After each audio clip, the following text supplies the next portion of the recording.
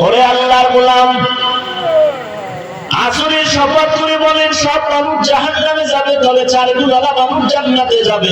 1 নম্বর গুণের নাম ঈমান, দ্বিতীয় গুণের নাম হলো নেক আমল। যারা ঈমান আনবে, নেক আমল করবে, তারা জাহান্নামে যাবে না।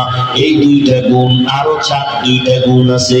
ঈমান আমল নিজে আনলে হবে না, অন্যকে ঈমান আমলের দাওয়াত দাও। তা'মুরুনা বিল মা'রুফ, আর যারা ঈমান আমলের বিরোধিতা করে তাদের বাধা দাও। ওয়া তানহাউনা আনিল মুনকার। ও বান্দা, ভালো করে বুঝো, ঈমান আনা, নেক আমল করা এটা আল্লাহর হক। কার হক? আল্লাহর হক। যদি ত্রুটি থাকে আল্লাহ মাফ করে দিবেন। বাকি 2টা গুণ হলো বান্দার হক। নিজে ঈমান আনছো, ছেলের ঈমানের দাওয়াত দাও, আহলের দাওয়াত দাও, ঈমান আমলের দাওয়াত দাও, এটা বান্দার হক। যারা মানে না, বিরোধিতা করে, তাদের বুঝাও, বাধা দাও, এটা বান্দার হক। বান্দার হক আদায় করছো নি, আল্লাহর কাছে জবাব দিতে হবে। ও হাজী সাহেব, ও তাবলীগওয়ালা ভাই, ও পীরের মুরিদ, পাগড়ি তো মাথার থেকে নামে না, চিল্লায় দৌড়াচ্ছেন। আপনার ঈমান, হাজী সাহেবের ঈমানের পাওয়ার কত টের পাওয়া যায় মাইয়া বলার বিয়ার সময়। তখন টের পাওয়া যায় ঈমানের স্কেল কত। ও আল্লাহর বান্দারা, ঈমান আমল আনছো, আল্লাহর হক আদায় হলো। ঈমান আমলের দাওয়াত অন্যকে দিয়েছো, বান্দার হক। যারা মানে না, বাধা দিয়েছো নি, বান্দার হক। অন্য কারা? অন্য কারা? ইয়া আইয়ুহাল্লাযীনা আমানু কু আনফুসাকুম ওয়া আহলিকুম নারা ওয়াকুদুহান নাস ওয়াল হিজারা আলাইহা মালাইকাতুন গিলাদুন শিদাদুন লা ইয়াসুনাল্লাহা মা আমারাহুম ওয়া ইয়াফআলুনা মা ইউমারুন।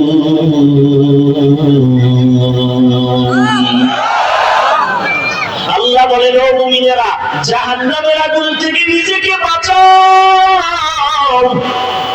এতটুকু শেষ না, তোমার আহালকেও বাঁচাও। মা বাবা, আপনার আহাল আপনার সন্তান, ও স্বামী আপনার আহাল আপনার স্ত্রী, ও স্বামী জাহান্নাম থেকে নিজেকে বাঁচাও, তোমার আহাল স্ত্রীকেও বাঁচাও। ও আব্বা আম্মা, জাহান্নাম থেকে নিজেকে বাঁচান, আপনার আহাল সন্তানেরও বাঁচান। ও ইমাম সাহেব, আপনাকে জাহান্নাম থেকে বাঁচাবেন, আপনার আহাল মসজিদের মুসল্লি তাদেরকেও জাহান্নাম থেকে বাঁচাবেন। ও মিম্বার সাহেব, আপনি জাহান্নাম থেকে বাঁচবেন, ওয়াদের মুসল্লি মানুষগুলোকে আপনার আহাল হিসাবে তাদেরও বাঁচাবেন। চেয়ারম্যান সাহেব, আপনিও জাহান্নামের আগুন থেকে বাঁচবেন, আপনার আহাল ইউনিয়নবাসীকেও জাহান্নামের আগুন থেকে বাঁচাবেন। ও সরকার বাহাদুর, আপনি জাহান্নাম থেকে বাঁচবেন, আপনার দেশবাসীকেও জাহান্নাম থেকে বাঁচাবেন। ও ওলামায়ে আহলে হক, আপনারাও জাহান্নামের আগুন থেকে বাঁচেন, উম্মতকেও বাঁচানোর জন্য চেষ্টা করবেন। জাহান্নামের আগুন থেকে বাঁচাইতে হবে। আমি ঈমান আনছি, নেক আমল করি, হবে না।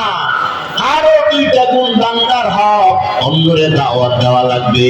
ও হাজী সাহেব, আপনি নামাজ পড়েন, আপনার মাইয়া নামাজ পড়েনি, আপনার ছেলে নামাজ পড়েনি। ও স্বামী, আপনি পর্দা করেন, আপনার স্ত্রী পর্দা করেনি। কিয়ামতের ময়দানে আল্লাহর আসামির কাঠগড়ায় দাঁড়ায় জবাব দিতে হবে, পালাবার কোনো রাস্তা নাই। ও আল্লাহর বান্দারা, ও যুবক, স্কুলে পড়ো, বাধা নাই, ইসলাম বাধা দেয় না। চাকরি করো, বাধা নাই। ও বান্দা, তুমি লেখাপড়া করো, কলেজে করো, বাধা নাই। ব্যবসা করো, বাধা নাই। আমার নবী ব্যবসা করেছেন, সাহাবায়ে কেরাম চাকরি করেছেন, ইমাম আবু হানিফা রাহমাতুল্লাহ আলাইহি ব্যবসা করেছেন। ব্যবসা করো, বাধা নাই। চাকরি করো, বাধা নাই। লেখাপড়া করো, বাধা নাই। ডাক্তার হও, বাধা নাই। ইঞ্জিনিয়ার হও, বাধা নাই। প্রফেসর হও, বাধা নাই। এমপি হও, বাধা নাই। মন্ত্রী হও, বাধা নাই। এসপি হও, বাধা নাই। তবে সাবধান, আমার মাওলাকে ভুলে যাইও না। ও যুবক, তোমার মতো যুবক জীবনে মাদ্রাসায় পড়ে নাই। এই সাউন্ড কমলো কেন? তোমার মতো যুবক স্কুলে পড়ে, কলেজে পড়ে, চাকরি করে, ব্যবসা করে, জীবনে মাদ্রাসায় পড়ে নাই এমন যুবক 5 ওয়াক্ত নামাজ পড়ে, সত্য কথার একটু সমর্থন করো, আছে না নাই? তোমার বিবেককে প্রশ্ন করো, তুমি কেন পারবা না? ও যুবক, রাস্তায় গাড়ি চালায় যুবকেরা, সময় মতো আজান হয়ে গেল, গাড়ি বন্ধ করে নামাজ পড়ে, তুমি কেন পারো না? নদীর মধ্যে মাছ ধরে যুবক, নামাজ ছাড়ে না, তুমি কেন পারো না? জমিনে কৃষিকাজ করে যুবক, নামাজ ছাড়ে না, তুমি কেন পারো না? ও চেয়ারম্যান, মেম্বার, এমপি, মন্ত্রীরা নামাজ পড়ে, আছে না নাই? তুমি কেন পারো না? এসপি, ডিসি, ওসি 5 ওয়াক্ত নামাজি নাই, তুমি কেন পারবা না? কোটি টাকার মালিক, ব্যবসা করে, কামাইয়া বন্দরে 5 বেলার নামাজ পড়ে, আছে না নাই? কেন পারবা না? আমি হুজুর হইতে বলি না, তাবলীগ করতেই হবে যে বাধ্য কত করি নাই, মাদ্রাসায় পড়তেই হবে বাধ্য এইভাবে আমি বলি নাই। তুমি যেখানেই থাকো, ডাক্তার হও, ইঞ্জিনিয়ার হও, মেম্বার হও, চেয়ারম্যান হও, তুমি একজন প্রফেসর হও লেখাপড়া করে, তবে দাবি খবরদার বেয়াদব হইও না। তোমার আচরণে যেন আলেমরা কখনো কষ্ট না পায়, তোমার ব্যবহারে যেন কখনো মা বাবা কষ্ট না পায়, তোমার আচরণে যেন এলাকার মুরব্বীরা কষ্ট না পায়।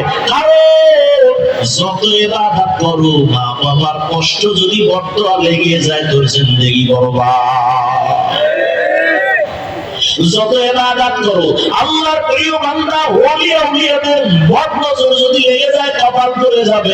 এজন্য আজকের বয়ান থেকে একটা শপথ করে যুবকদেরকে অনুরোধ করবো, বাসায় যা, জীবনে যা করছো না করছো তওবা করবি, আর একটা শপথ করবি, মানুষের বদদোয়া জীবনে নিবা না, মা বাবার বদদোয়া নিবা না, শিক্ষকের বদদোয়া নিবা না।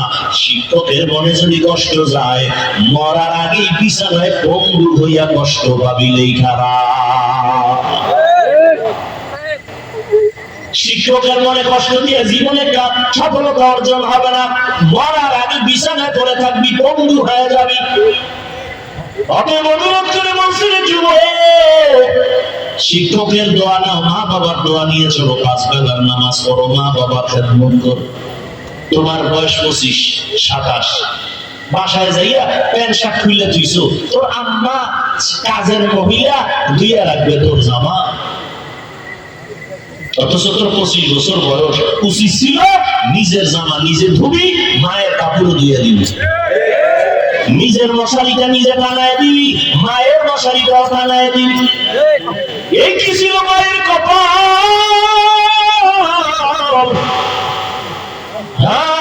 ও আব্বা, আম্মা, আপনাদেরও কিছু দায়িত্ব আছে। আম্মা জান, আল্লাহর কাছে নেককার সন্তানের জন্য কেন কাঁদলেন না, দোয়া করলেন না?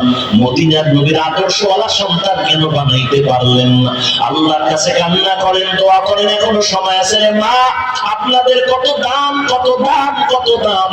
দুনিয়ার বেঈমানেরাও মহিলাদের সম্মান দিতে চায়, কিন্তু উদ্দেশ্য তাদের খারাপ, উদ্দেশ্য খারাপ।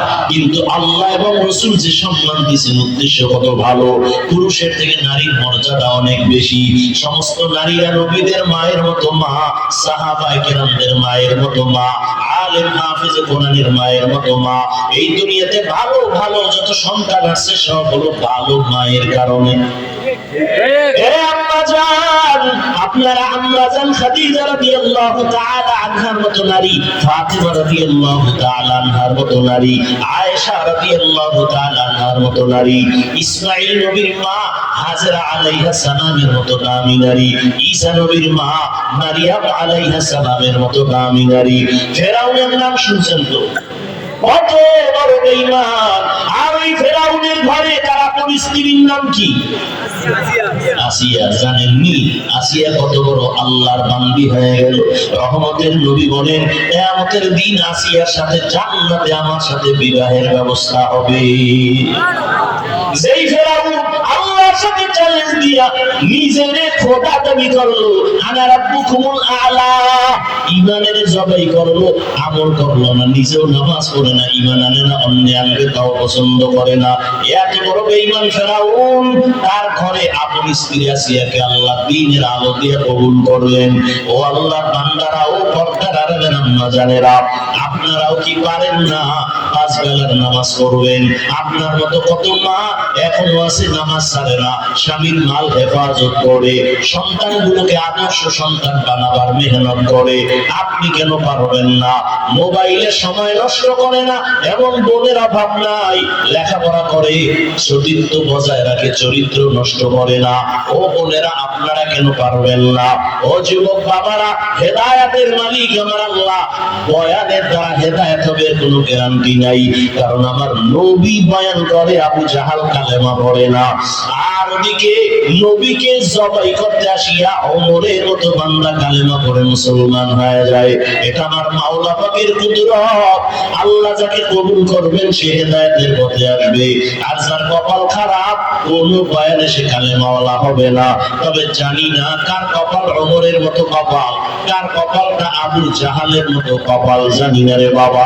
তবে এখনো সময় আছে, তওবা করো, মনে মনে আল্লাহকে ডাকো, হে মালিক এই ময়দানে আমার মতো গুনাহগার কেউ নাই। গুনার কারণে হাত না পাক, চোখ না পাক, জিহ্বা না পাক, অন্তর না পাক। আজকে থেকে তওবা করে নিলাম, চাকরি করি, ব্যবসা করি, লেখাপড়া করি, যাই করি, আর নামাজ ছাড়বো না, বেপরদায় চলবো না, মা বাবার সাথে বেয়াদবি করবো না, উলামায়ে কেরামের পরামর্শ নিয়ে চলবো, নবীর তরিকা মেনে চলবো, মুরব্বীদের দোয়া নিব, কারো বড় দোয়া নিব না। তওবা করার মতো যদি তৈরি হইয়া যাইতে পারো, আল্লাহ জীবনের সব গুনাহ মাফ করে দিবেন। 2 ফোঁটা চোখের পানি ছেড়ে কান্না করো, যদি কান্না না আসে মনে করিও না তোমার উপর আল্লাহ খুশি, বরং গুনার কারণে আল্লাহ বেজার, এই কারণে তোমার দিলটা পাথর হয়ে গেছে, চোখের পানি নাই।